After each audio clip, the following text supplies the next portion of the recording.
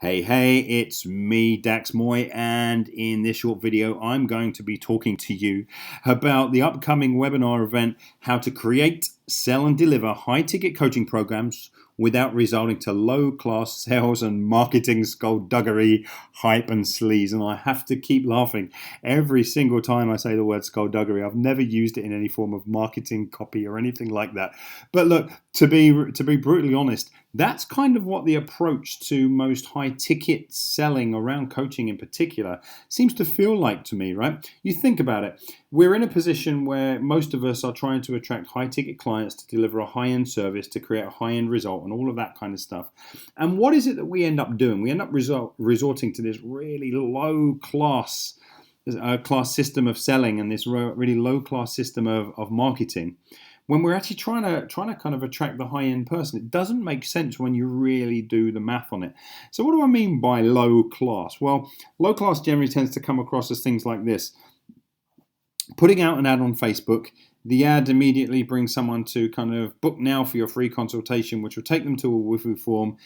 The 100 Wufoo forms that get filled in, and kind of most people will stand up the coach for the calls, and the coach will be scratching their head saying, I don't get it. The ads are working, they're bringing me leads, but the leads aren't getting on the calls. Well, of course, because those are people who don't know you, don't like you, don't trust you, clicked on a button, saw that something was free and said, I'll have it, and most of the time didn't even realize what it was that they were signing up for, and feel no compulsion to jump on a call with you. So that's one way that kind of low class is kicking into this. Another way is the PM me madness that keeps showing up on the web. Kind of you see people in conversations with anybody, and the person just loosely drops into a conversation. I've been struggling with this for ages. And straight away, like 500 coaches pounce on the thread and say, PM me, I can help you through this. And it's really, really low class, right? Particularly when the way you see it being done in the web at the moment. What else is low class? Let's imagine that you actually are successful and you get a person onto a call, or you get a person into your consulting room, right? What's also very low class is all this hard closing that most people have been told to do, right? Really kind of forcing and squeezing and pushing a person into essentially a sale, into what you want them to buy as opposed to what's best for them. What's also really, really low class is this idea of being in a position where you set up your entire consultation to counter objections and even create conflict. Like when a client says, or when a prospect says, well, yeah, I'm gonna have to go and speak to my husband, and you say, the age-old kind of counter to that, which is, okay, and so what are you gonna do when he says no, and that you can't spend your own money to look after your own health and all that kind of stuff, right? Really, really common, like creating this conflict, creating this kind of really aggressive, confrontational kind of approach is extremely low class, as is being pushy in any way, being kind of me driven and focused on your business and what you do and how long you've been doing it and what your qualifications are and what your certifications are and all of that kind of stuff, and as is being really, really needy. Right, when the client is there and they say, oh, well, I'm not going to be able to afford that, and you say, well, just this once I can cut it down by 10%, and if you buy a block of 20, I can make it 20%, all that kind of stuff. Low class, right?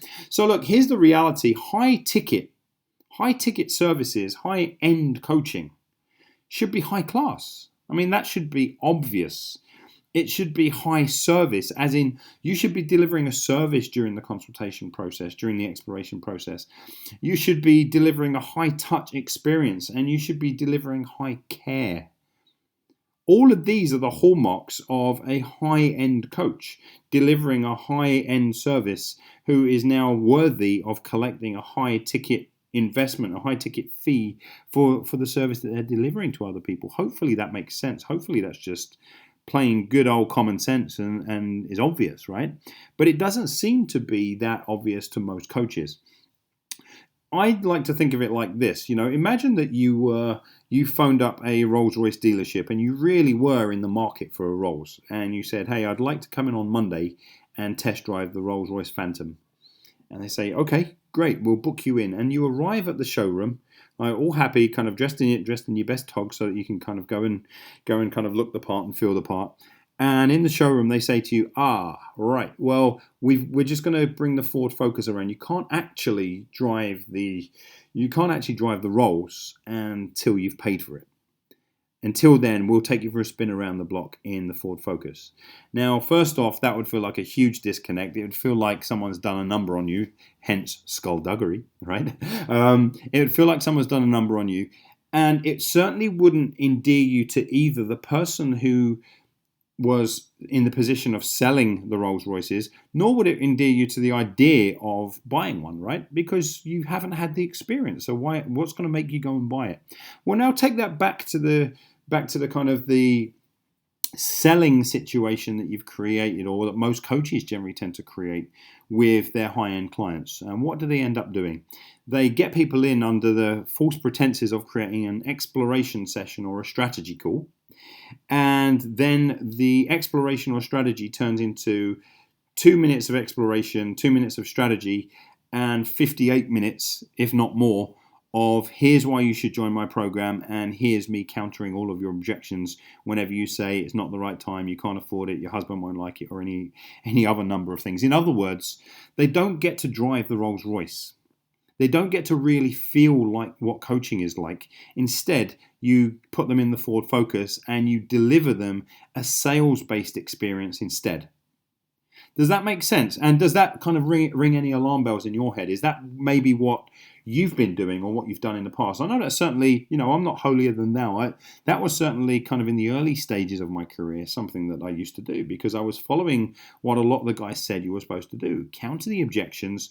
Don't let them out of your sight. Don't let them, send bodyguards with them home if they need to go and get their credit card and all that kind of stuff. It's rubbish.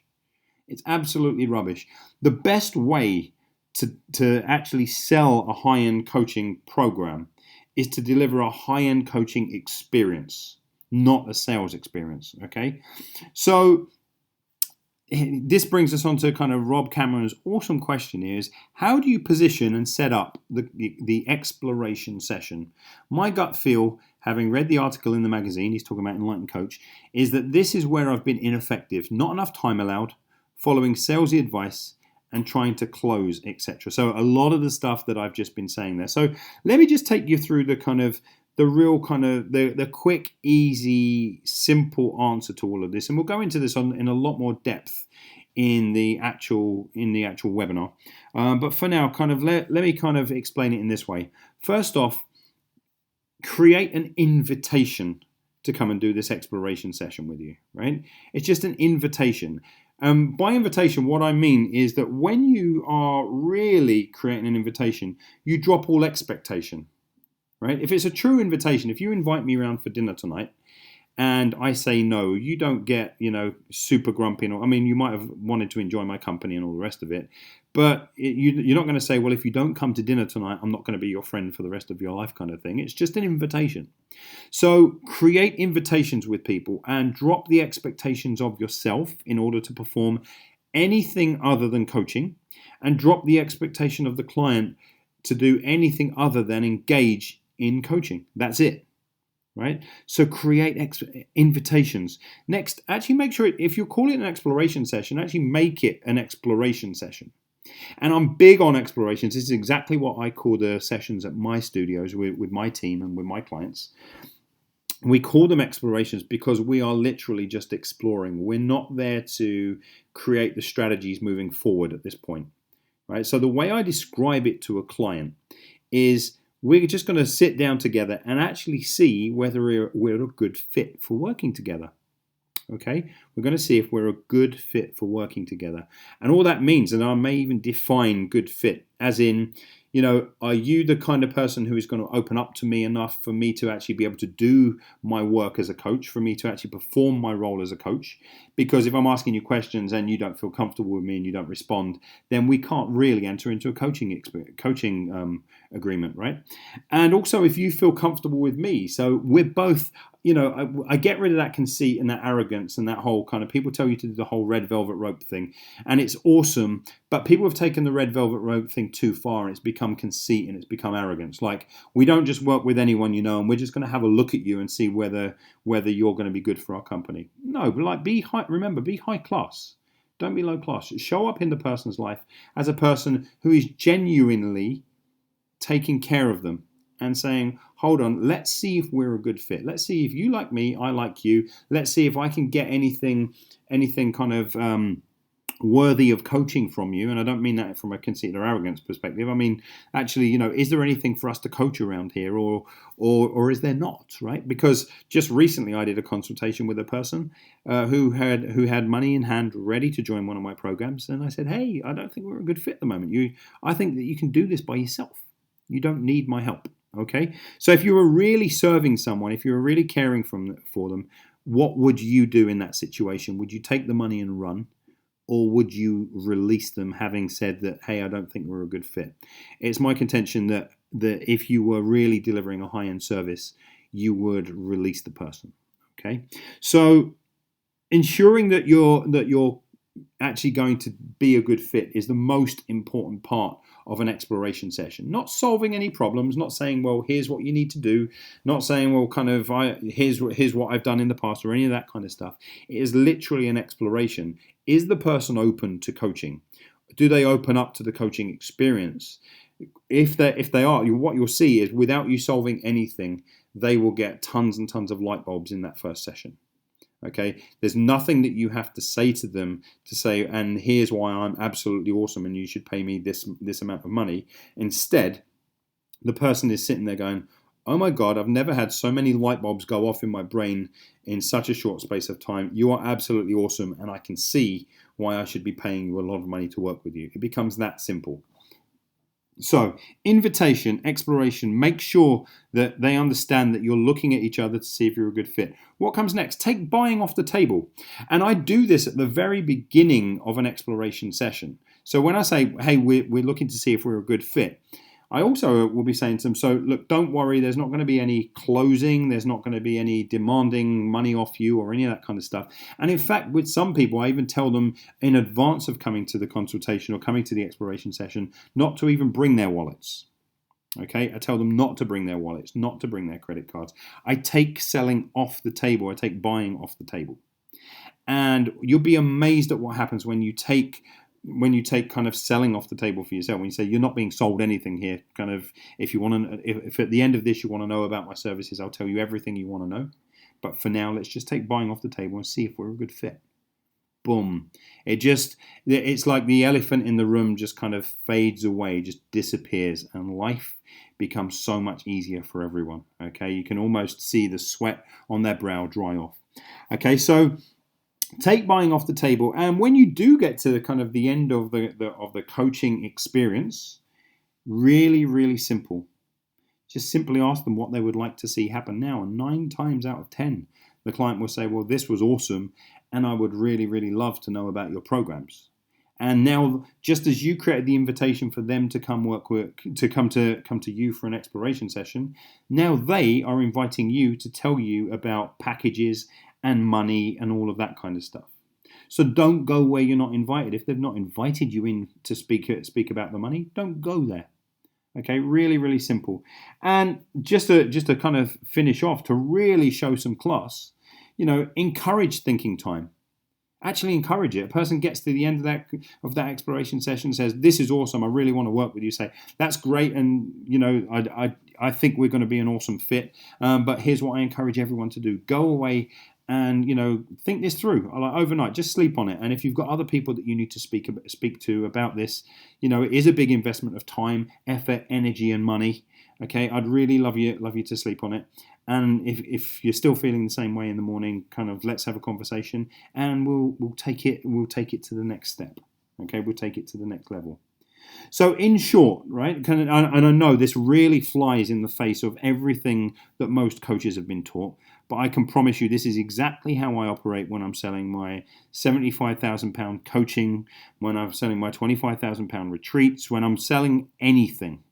Okay, I take selling itself off of the table, simply create an invitation to an exploration, find out if we're a good fit, take the buying off the table, find out what they would like to see happen now, and then encourage them to have the time to think. In other words, if I'm if I want to go high ticket and if I want to think of myself as a high end coach, which I really, really do, I have to act with a high level of class.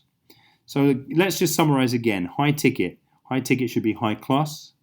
It should be high service. Are you really serving in that exploration, or are you selling? Ditch the selling and just focus on the service. It should be high touch, like really, really dig in deep, right? Without confrontation, without aggression, without conflict. But certainly you can be challenging as a coach in that session. It should be high touch. And it should be high care, like care about the person in front of you enough to say, you know what, this is not the right time for this person. I shouldn't be taking their money. They shouldn't be giving me their hard-earned cash at the moment. This is not a good time. Okay? And on the flip side, if you really think it is a good time, then care enough about them to say, look, to me it seems like this is a really good time for you. Like, say what you think, but don't sell. Just serve. Okay, so this has been me, Dax. I am really looking forward to digging into this a lot deeper on the High Ticket Coaching Blueprint call. That's Monday, February the 8th, between 8 and 9 UK time. I hope you found this useful, and look out tomorrow because I'll be dropping another mini training on you. I've absolutely no idea how long I've rambled on here, but it's probably as long as a webinar in itself. But hey, it's just the kind of guy I am. Hope you found it useful. Speak to you again tomorrow. Take care.